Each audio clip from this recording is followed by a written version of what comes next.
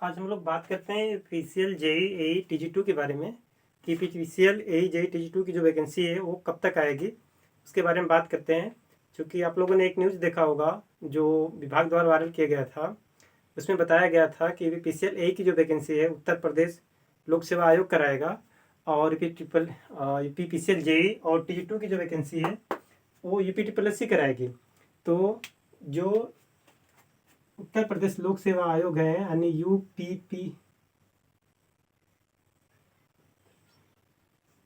जो है, इन्होंने क्या कर दिया है कि अब हम एई का एग्जामिनेशन नहीं कराएंगे, यूपीपीसीएल एई का एग्जामिनेशन कंडक्ट नहीं कराएंगे। क्योंकि ये निगम है, अर्ध सरकारी संस्था है और ये क्या कराता है, सभी सरकारी संस्थाओं का ही परीक्षा कराता है, सभी सरकारी का ही परीक्षा कराता है। लेकिन ये क्या है, अर्ध सरकारी यानी निगम लिमिटेड है। तो ये बोला कि हम उसकी परीक्षा आपकी नहीं कराएंगे। अब क्या करेगा यूपीपीसीएल? यूपीपीसीएल के पास एक ऑप्शन और बचा है। अब ये एई का जो वैकेंसी है ये गेट के थ्रू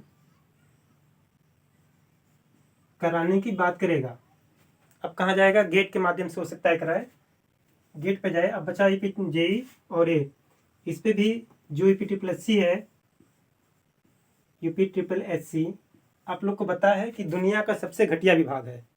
इसके जिम्मे कोई परीक्षा दे दो, ये कम से कम 10 ईयर तो लगा ही देता है। 10 ईयर या 15 ईयर, या हो सकता है पूरा उम्र गुजर जाए, तब तक ये कंप्लीट नहीं होती है। देश का सबसे घटिया या दुनिया का सबसे घटिया विभाग डिपार्टमेंट है यूपी ट्रिपल एससी। तो ये भी क्या काम करती है, प्रदेश के सारे सरकारी, पूर्ण रूप से जो सरकारी हैं उन्हीं का परीक्षा कराता है। जहाँ तक संभावना व्यक्त किया जा रहा है कि ये भी पीटीपीएससी जो है जेई और टीजी2 की वैकेंसी को कंडक्ट नहीं कराएगा। अगर ये कंडक्ट कराता है तो ये मान के चलिए एई और जेई जो दोनों पोस्ट हैं ये कम से कम 10 या 12 साल से पहले कंप्लीट नहीं होने वाला है। और ईपीपीसीएल जो होता है इसको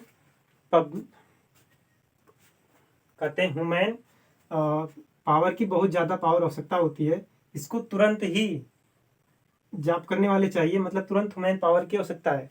लेकिन ये प्रोवाइड नहीं करा पाएगा। ये जब भी लेगा तो कम से कम 10 साल या 7 से 8 साल तो लेगा ही। आप लोग को पता है 2016 की जो वैकेंसी आई थी 2024 में जाके कंप्लीट हुआ 8 साल बाद, 8 ईयर बाद। तो ये भी अगर इस साल 2024 में आता है तो ये ले जाएंगे सीधे, जोड़ लीजिए 32-32 2032 में, इतना लंबा। इसलिए संभावना व्यक्त किया जा रहा है कि ये ईपीटीपीएससी जेई और टीजी2 की वैकेंसी नहीं कराएगी। और इसमें हमारे जो संगठन वाले लोग हैं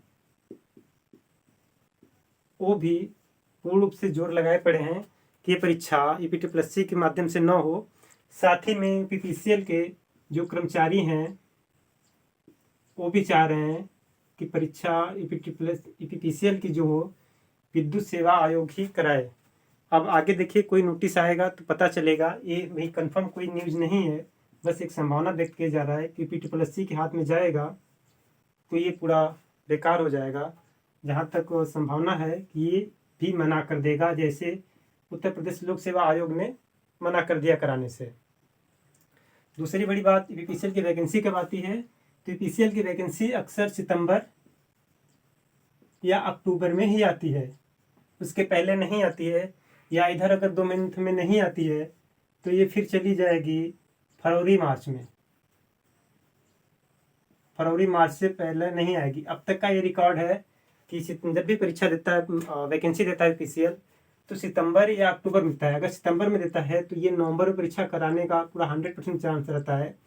फिर अगर अक्टूबर में देता है तो ये चला जाता है जनवरी में, क्योंकि 1 महीना फॉर्म भरवाता है, उसके बाद फिर जनवरी में करवाता है। नहीं तो फिर मार्च में देगा तो ये फिर जाएगा मई जून के आसपास इसकी परीक्षा होगी। अब देखना है क्या होता है, अगली